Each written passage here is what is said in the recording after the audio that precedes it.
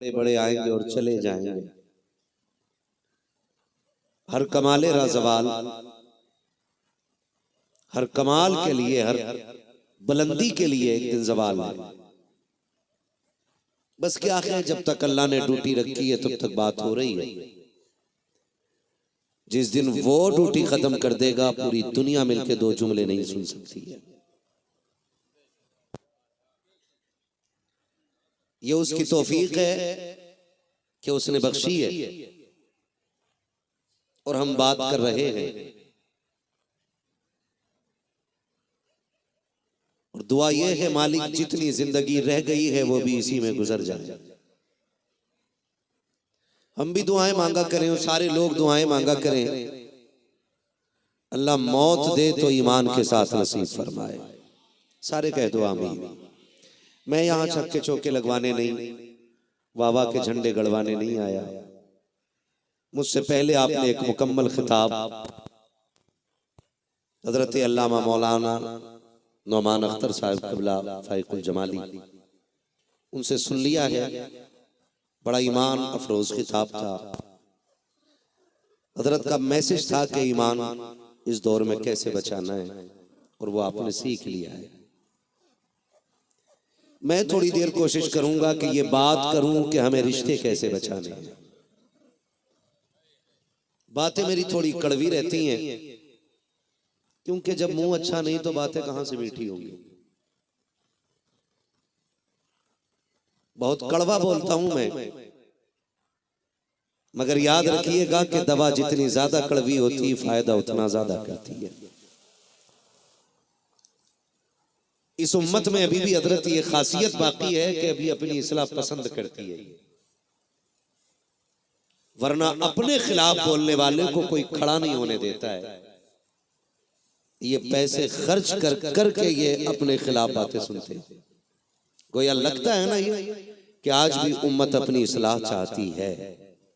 मैं कभी ये नहीं कहता हूं भाई जलसे में वो लोग हाथ उठाएं जो सुनने आए हैं, वो सुभान अल्लाह बोले जो सुनने आए हैं। मेरा अपना ईमान यह है कि महबूब की महफिल को महबूब सजाते हैं, आते हैं वही जिनको सरकार बुलाते हैं। यहां जब सरकार के बुलाने से लोग आए हैं तो मैं कौन होता हूं ये कहने वाला कि किसको नहीं सुनना है। वरना सच्ची बात यह है ना, मेरा 1000 किलोमीटर का सफर, ये छोटा सा बच्चा जो गोद में सो रहा है ना, इसकी मोहब्बत का मुकाबला नहीं कर सकता है। ये कड़वी सच्चाई है। इस बच्चे की मोहब्बत का मुकाबला नहीं सुन कर सकता है। और मैं कोशिश ये करता हूं कि मैं उन लोगों से बात करूं कि जिनमें बदलने की सलाहियत बाकी है। कई बार लोग आपसे कह सकते हैं कमेटी वालों कि अजमत मुस्तफ़ा कॉन्फ्रेंस की थी, कई हजार लोग आए थे, क्या तब्दीली आई? तो आप इतना जरूर कर लेना कि इतने बदल जाना कि सुबह अगर कोई तुमसे ये पूछे कि रात महफिल में गए थे कितने बदले, तो कह देना जलसे में जाने से पहले गाने सुनते थे, जब से जलसे से लौट के आए हैं हुजूर की नातों के तराने सुनने लग गए हैं। इतनी बात तुम्हारे अंदर आ जानी चाहिए। और रह गई उन लोगों की बात जो ये कहते हैं जलसे से क्या मिलता है, हम जैसे गए थे वैसे ही आ गए, कुछ मिलता तो हमें भी मिलता। बारिश जब होती है ना तो ऊंची नीची जमीन पे बराबर होती है। पानी उसी जमीन पे इकट्ठा होता है जहां जमीन में गड्ढा होता है। ऊंचे टीले पे पानी नहीं रुकता है। यहां आने को 1000 आएंगे, लेकिन फायदा उन्हें मिलेगा कि जिनके दिल इस्लाह को कबूल करने का नजरिया लेके बैठे होंगे। ये ख्याल रखिएगा मेरी बातों का। वरना रह गई खाली आने की बात, तो लोग मदीने से खाली लौट आते, तो क्या मतलब वहां भीख नहीं मिलती? वहां तो भीख इतनी बटती है कि मेरा इमाम कहता है कौन देता है देने को मुंह चाहिए, देने वाला है सच्चा हमारा नबी। लेकिन सबको नहीं मिलती है। लोग 6-6 साल से जूते पहन के उनकी जालियों पे टूटी दे रहे हैं, लेकिन एक झलक हुजूर की न देख सके। लेकिन जो सीने में इश्क लेके गया उसे अहमद रजा कहते हैं। और 6 महीने की ड्यूटी नहीं, चंद लम्हों के आंसू और चंद बातें रो के कहा था वो सुए लाल हजार फिरते हैं, तेरे दिन है बहार फिरते हैं, जो तेरे दर से यार फिरते हैं, दर बदर यूं ही खार फिरते हैं। और अगली बात कही थी, कोई क्यों पूछे तेरी बात रजा। इस शेर ने पूरी जिंदगी सिखा दी है। ये शेर पूरी जिंदगी सिखा गया हमें।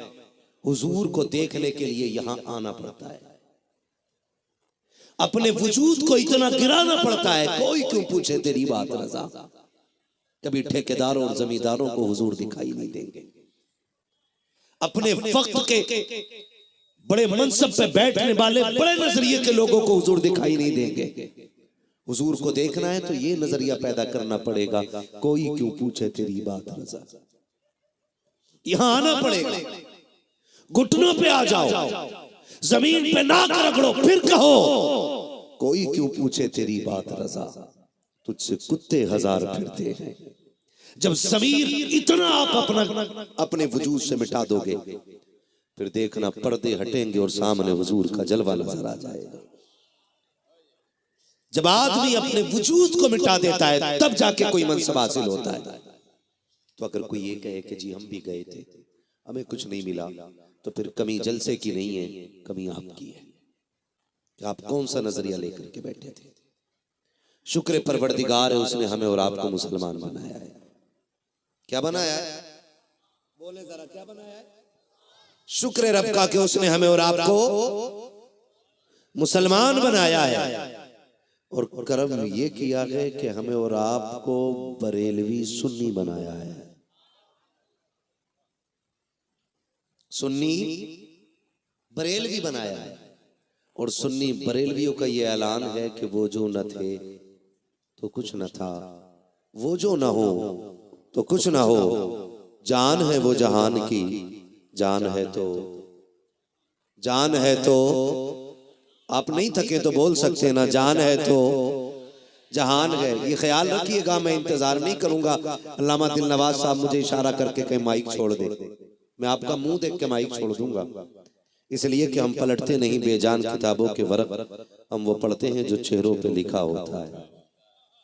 आपकी खामोशी बता देगी मुझे कितनी देर बात करनी है ना। मैं तो पहले ही देख रहा था, काफी शोर हो रहा था कि अभी और नाते पढ़वाइए, तो मैं कहने वाला था हजरत से कि फजर तक नात खानी करा लो, हमें देख लिया, कोई मसला नहीं। अगर मैं कोई हजर असवद हूं तो चूम लो भाई, अगर मैं जन्नत से निकला हुआ पत्थर हूं तो चूमो और जाओ। और अगर मैं इस जमात का एक फर्द हूं तो फिर मेरी बात ऐसे सुनो जैसे कोई किसी बुलबुल का नाला सुनता हो। खुदा के वास्ते थोड़ी सी तबीयत अपनी इस तरफ लाइए कि हमें अब वो उसूल अपनाने हैं कि जो हमें दुनिया में भी कामयाब करें और आखिरत में भी कामयाब करें। रूए जमीन पर आज सबकी वकालत होती है। पीर की वकालत में मुरीद खड़े हो जाते हैं, मुर्शिद इजाजत की वकालत में खलीफा खड़े हो जाते हैं। लेकिन हकीकत बात यह है कि सबसे ज्यादा मजलूम जो जातें हैं उन जातों को माँ बाप कहा जाता है। सबसे ज्यादा जिन जातों को सताया जा रहा है उन्हें माँ बाप कहा जाता है। हम देखते हैं जलसों में होते हैं तो लोग कहते हैं माँ की शान में शार पढ़ दो। जब कोई माँ की शान में दो शेर पढ़े, कोई बंदा खड़ा होता और यूं पैसे लुटाना शुरू कर देता है, सिर्फ ये दिखाने के लिए ताकि पूरी महफिल ये देख ले ये माँ का लाडला है। लेकिन बाद में जब उन्हीं के घर में झांक के देखा जाए ना तो इन्हीं के माँ बाप तो वक्त की दवा के लिए रोते नजर आते हैं। मैं ये नहीं कहता कि आप माँ की शान बयान करने वाले को इनाम ना दो, उसकी शायरी पे पैसा खर्च ना करो, लेकिन मैं ये जरूर कहना चाहूंगा कि मिंबर पे बैठने वाले को बाद में पैसा दो, घर में झाड़ू लगाने वाली माँ पर पहले पैसा लुटाया करो। मुझे शिकायत है अपनी कौम से, ये तकलीफ है हमें, गलत नहीं कह रहा हूं। जब हम छोटे थे, कमजोर थे, तो माँ बाप हमारी जरूरत थे, और जब हम घर में बाहर से आते थे, पहला सवाल होता था माँ किधर है। क्यों? पता चला कि जबान से पहला जुमला जो घर में आके निकलता था वो ये होता था, माँ कहाँ है। इस जुमले का मतलब बताता है कि सबसे ज्यादा जरूरत माँ की रही है। अगर किसी ने ये कह दिया माँ घर नहीं है, तो चुप नहीं बैठे, फिर ये पूछा कहां गई है माँ। फिर पता चला कि माँ पड़ोस में गई है, या माँ किसी रिश्तेदार के घर गई है, या माँ मार्केट गई है, या बाजार गई है, हम दौड़ जाते थे, क्योंकि माँ के बगैर करार नहीं आता था। लेकिन आज भी हम हैं, आज भी माँ है। आज महीने महीने बीत जाते हैं, एक बार बेटा ये नहीं पूछता माँ कहाँ है। ये तकलीफ है मुझे, ये दुख है, इसलिए कि माँ इतनी असीम नेमत है, बाप इतनी अजमतों का मालिक है। अल्लाह कुरान में ऐलान फरमाता है, वक़ज़ा रब्बुका अल्ला ताबुदू इल्ला इय्या व बिल वालिदैनि एहसाना। तुम्हारे रब ने यह फैसला फरमा दिया कि तुम्हें इबादत सिर्फ अल्लाह की करनी है, और इबादत के बाद जो सबसे पहला काम करना है वो वालिदैन के साथ उसने सलूक करना है। ये सबसे ज्यादा जरूरी काम है।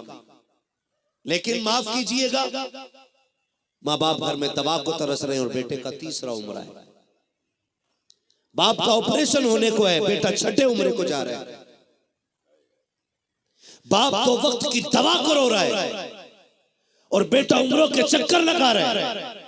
याद रखिएगा, माँ बाप के चेहरे को मुस्कुरा के देखने में अल्लाह ने इतनी बड़ी इबादत बना दिया है कि जो सवाब बंदा 4 लाख रुपए खर्च करके गारंटी के साथ नहीं कमा सकता, वो एक नजर में माँ बाप के चेहरे को देख के इंसान कमा सकता है।